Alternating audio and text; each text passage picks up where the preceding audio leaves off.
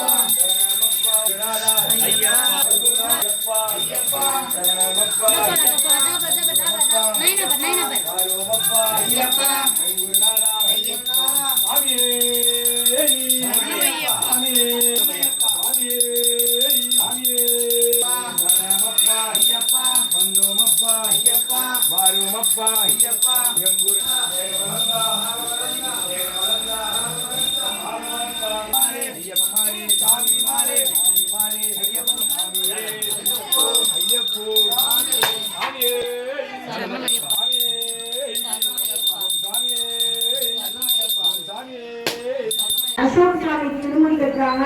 அரிசி போடுவாங்க, வந்து அரிசி போட்டு சுவாமி அசோக் சாமி திருமணி கட்டுறாங்க. அரிசி போடுவாங்க, வந்து அரிசி போட்டு